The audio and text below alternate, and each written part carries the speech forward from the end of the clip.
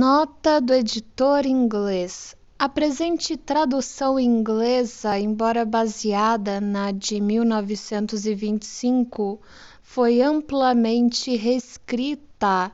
Freud começou a escrever o presente artigo em 15 de março de 1915. Este e o seguinte, entre parênteses, repressão, foram concluídos em 4 de abril.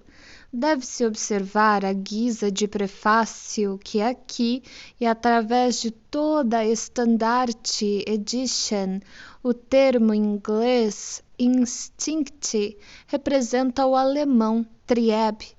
A escolha desse equivalente inglês de preferência a possíveis alternativas tais como drive, entre parênteses, impulso, ou urge, entre parênteses, ânsia, vem examinada na introdução geral ao primeiro volume da edição. A palavra instinto, de qualquer maneira, não é empregada aqui no sentido que parece no momento ser o mais corrente entre os biólogos, mas Freud assinala no decorrer desse artigo o significado que atribui à palavra assim traduzida. Inicialmente, no artigo O Inconsciente, ele próprio utiliza o termo alemão Instinct, I-N-S-T-I-K-T, embora possivelmente em sentido bem diferente. Verifica-se, contudo, uma ambiguidade no uso por Freud do termo trieb, entre parênteses, instinto, e Triebrepresentanz, ou seja, representante instintual, para o qual se deve chamar a atenção com o fito de assegurar uma melhor compreensão.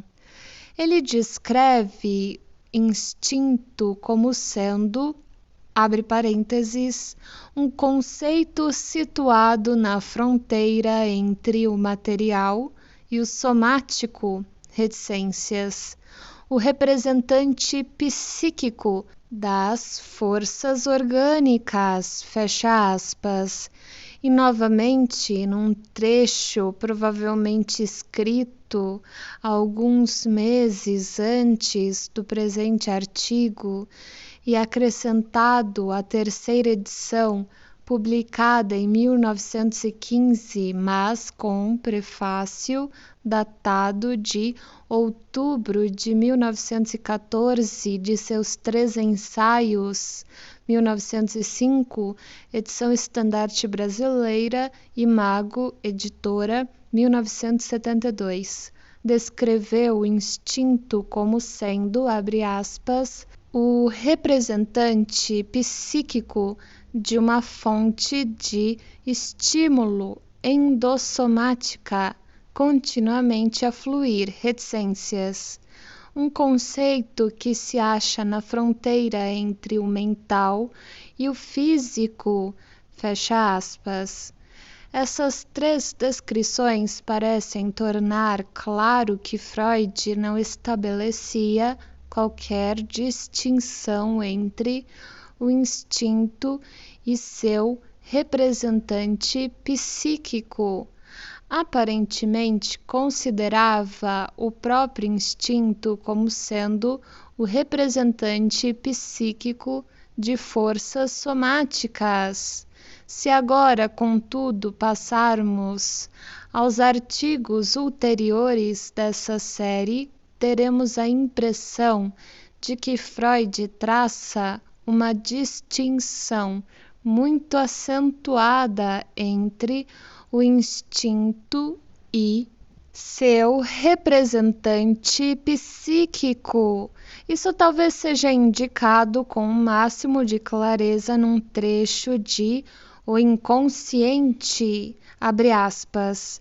O instinto jamais pode tornar-se um objeto da consciência, travessão.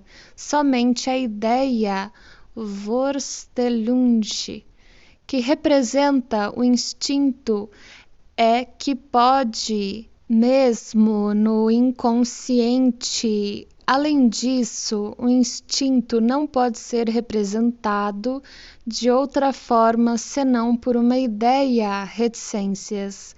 Quando, não obstante, falamos de um impulso instintual inconsciente ou de um impulso instintual reprimido, reticências, referimo-nos apenas a um impulso instintual cujo representante ideacional é inconsciente, fecha aspas.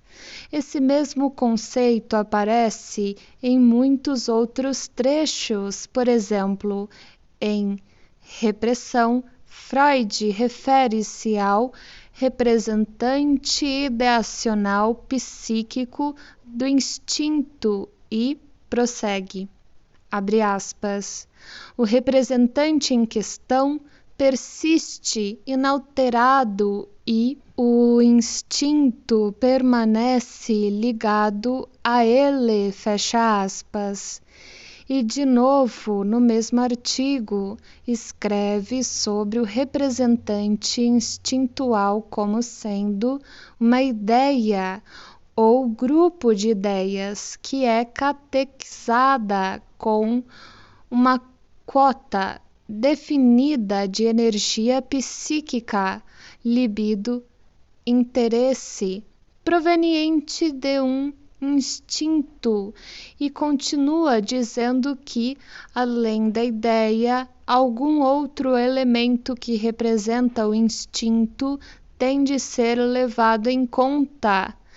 Nesse segundo grupo de citações, portanto, o instinto não é mais considerado como sendo representante psíquico de impulsos somáticos, mas antes como sendo ele próprio algo não psíquico.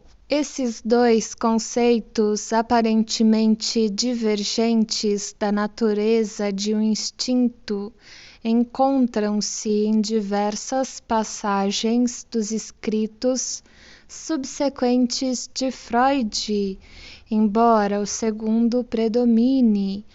Pode ser, contudo, que a contradição seja mais aparente do que real, e que sua solução esteja precisamente na ambiguidade do próprio conceito, um conceito de fronteira entre o físico e o mental. Num grande número de trechos, Freud expressou sua insatisfação diante do estado do conhecimento psicológico sobre os instintos. Não muito antes, por exemplo, em seu artigo sobre narcisismo, 1914, ele se queixava da ausência total de qualquer teoria dos instintos que nos ajude, abre aspas, a encontrar nossa orientação, fecha aspas. Também depois em Beyond ou Beyond the Pleasure Principle, 1920, descreveu os instintos como, abre aspas, o elemento ao mesmo tempo mais importante, mais obscuro da pesquisa psicológica, fecha aspas. Em seu artigo na Encyclopaedia Britannica, 1926, confessou que também, para a psicanálise, a teoria dos instintos é uma região obscura. O presente artigo é uma tentativa relativamente antiga de lidar com o assunto de maneira abrangente. Seus muitos sucessores corrigiram-no e suplementaram-no em vários pontos.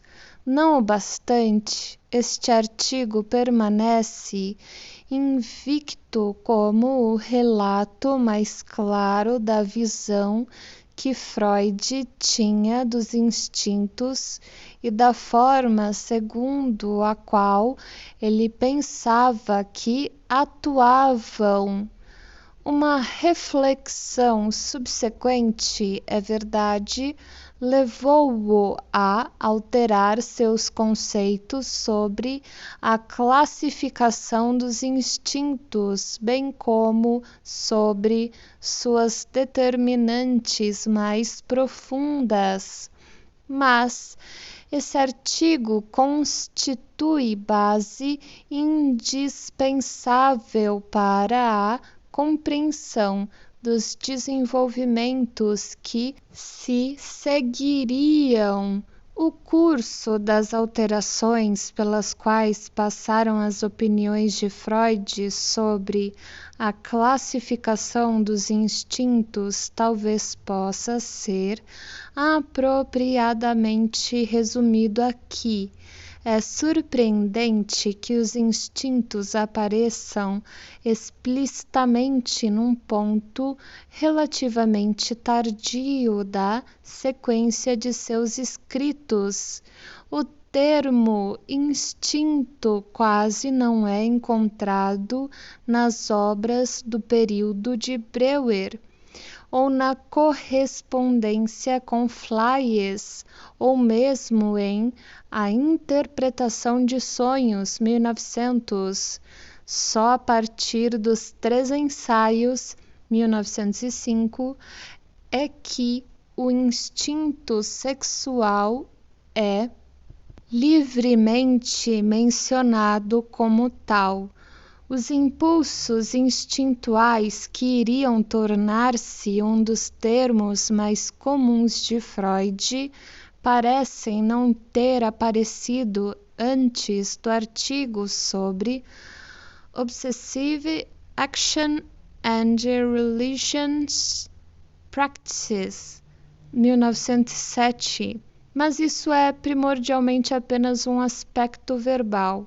Os instintos apareciam naturalmente sob outro nome, empregavam-se amplamente em seu lugar expressões como excitações, ideias afetivas, impulsos anelantes, estímulos endógenos e assim por diante. Por exemplo, traça-se adiante uma distinção entre um estímulo que atua como uma força geradora de um impacto isolado e um instinto que sempre atua como constante. Essa distinção precisa fora traçada por Freud 20 anos antes com palavras quase idênticas, salvo que, em vez de estímulo e instinto, ele se referiu a excitações endógenas e exógenas. De forma semelhante, Freud ressalta adiante que o organismo primitivo não pode atuar de forma evasiva contra as necessidades instintuais, como faz contra estímulos externos.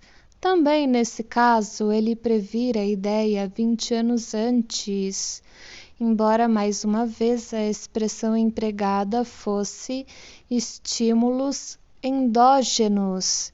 Esse segundo trecho na seção 1 da parte 1 do projeto 1950-1895 continua dizendo que esses estímulos endógenos têm sua origem nas células do corpo e dão lugar às necessidades principais: fome, respiração e sexualidade, mas em nenhuma parte aparece o termo instinto.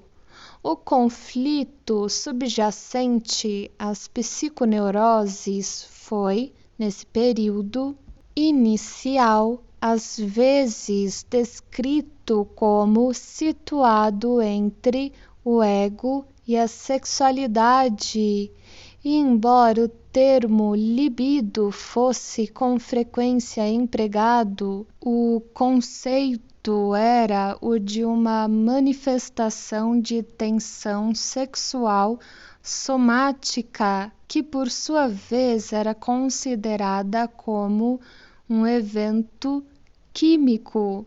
Somente nos 3 ensaios foi a libido explicitamente estabelecida como sendo uma expressão de instinto sexual. O outro elemento do conflito, o ego, permaneceu indefinido por muito tempo.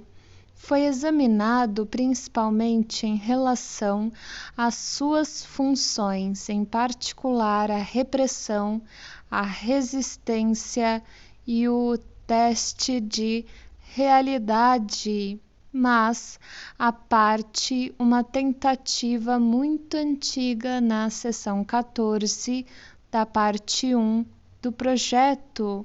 Pouco se disse quer da sua estrutura, quer da sua dinâmica. Quase nunca fez referência aos instintos autopreservativos, salvo indiretamente em relação à teoria de que a libido se ligara a eles nas fases iniciais de seu desenvolvimento, e parecia não haver razão óbvia para estabelecer uma conexão entre eles e o papel desempenhado pelo ego enquanto agente repressivo em conflitos neuróticos. Então, de modo aparentemente repentino, num breve artigo sobre perturbações psicogênicas da visão, 1910, Freud introduziu a expressão instintos do ego, identificando-os, por um lado, com os instintos autopreservativos e, por outro, com a função repressiva. A partir dessa época, o conflito foi regularmente representado como estando entre 2 conjuntos de instintos, os instintos da libido e os instintos do ego. A introdução do conceito de narcisismo, contudo, originou uma complicação. Em seu artigo sobre aquela teoria, 1914, Freud apresentou a ideia da libido do ego, ou libido narcisista, que catequiza o ego, em contraste com a libido objetal, que catequiza objetos. Um trecho desse artigo, bem como uma observação no presente artigo, já revelam uma inquietação de sua parte quanto à possibilidade de sua classificação dualista dos instintos perdurar.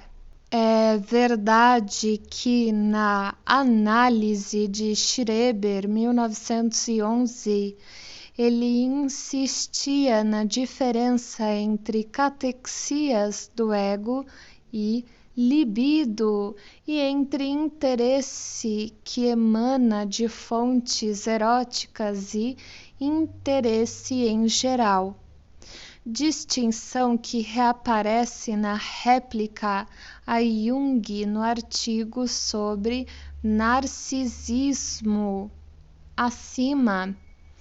O termo interesse é empregado novamente no presente artigo, página 140, e na Conferência 26 das Introductory Lectures, 1916 até 17.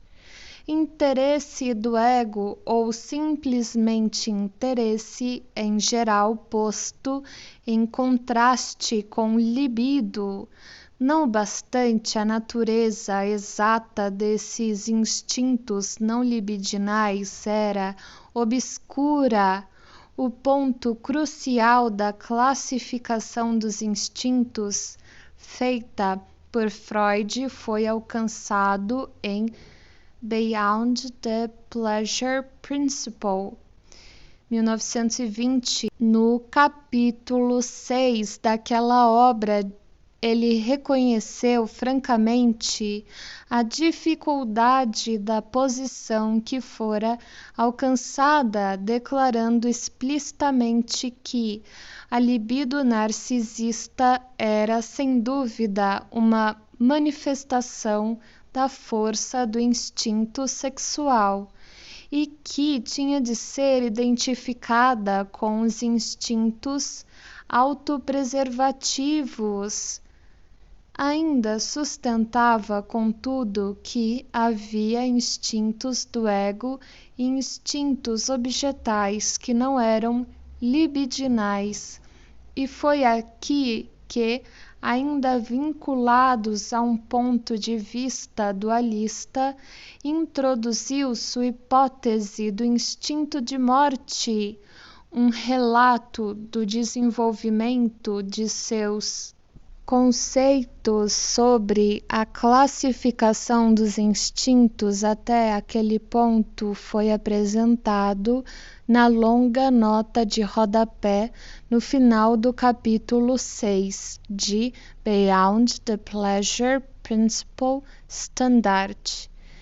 E uma ulterior discussão do assunto, à luz de seu quadro recém-concluído da estrutura da mente, ocupou o capítulo 4 de The Ego and the Id, 1923. Percorreu todo o terreno, mais uma vez com grandes detalhes, no capítulo 6 de O Mal-Estar na Civilização, 1930, dispensando ali, pela primeira vez, especial consideração aos instintos agressivos e destrutivos. Antes, prestara pouca atenção a eles, exceto onde, como no sadismo e no masoquismo, se achavam fundidos com elementos libidinais, mas agora os examinava em sua forma pura e os explicava como derivados do instinto de morte. Uma revisão ainda ulterior do assunto será encontrada na segunda metade da Conferência 32 das New Introductory Lectures, 1933, e num resumo final do capítulo 2 da obra póstuma Esboço de Psicanálise, 1940, edição estandarte brasileira, 1974.